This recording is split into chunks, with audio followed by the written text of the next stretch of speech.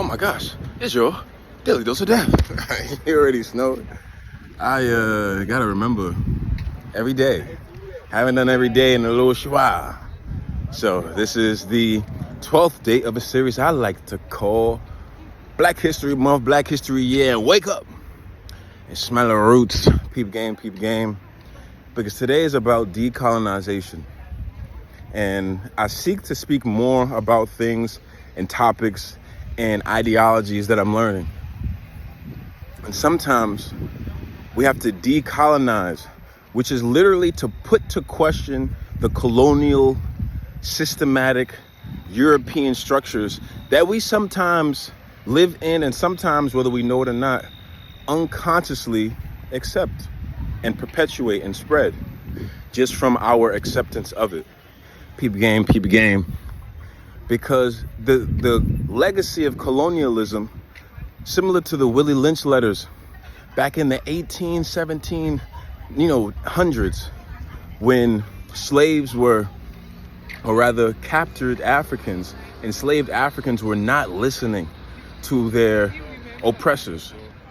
And Willie Lynch, he sent this letter to them from the Caribbean, because in the Caribbean, he had our brethren and sisters, our great-grandfathers and great-great-grandmothers in deplorable positions. He would lynch them, he would whip them incessantly for no reason. He would just treat them extremely horrible, perpetuate violence against them.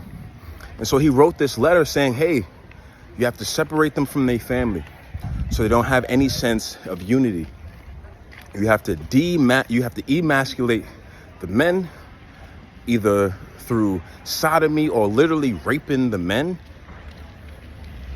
This is where you got to catch it, and you have to hyper-masculate the women.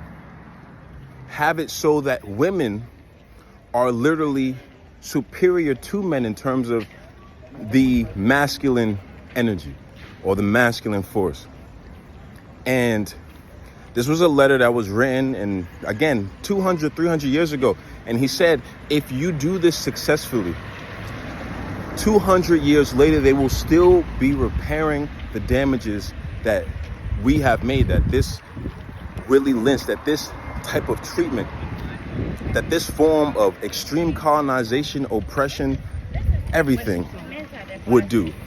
And here we are, 100 years later, 150 years later, still recovering, still attempting to reconnect the pieces from this ill, from this trauma, from this Willie Lynch letter, from this extreme violence and oppression against our people. So I'll leave you with this. Realize that we need to decolonize a lot of things in ourselves, in our minds, and in our societies. Just say your name. Like, what is your name? Is it European? Does it have a European connotation? Is it white or Lynch or Freeman? Even though you're African American, quote unquote black, even though Lynch was what they used to do to our people, even though Freeman, though a beautiful word, was the last name we gave ourselves after we became free. These again are remnants of the enemy, remnants of colonization, remnants of that oppressive past. So I just ask us to question the systems that we think are normal, because I promise you they're not. I promise you they're steeped in generations of being conditioned to believe up is down and left is right. And so we all discombobulated, you feel me, dumbfounded, and we have to do the work to reconnect and reestablish and recondition ourselves into the right way. So again, I'll leave you, but I just want this to connect home. Decolonize your mind. Everything starts in the mind. Reality is mentality. And so if you're not questioning literally the structure of your name and how it started, if you're not questioning, what's good, brother? You all right? I'm good, man. Making some content. You feel me? If you're not questioning the systems you come from and why they benefit a specific group of people and not your own, if you're not questioning literally the clothes you're wearing, the music you're listening to, and whether it benefits or depreciates your community, this is This is a part of the problem that we are hoping to fix. So decolonize your mind, decolonize yourself, decolonize your family and your community, and level up. I'm out.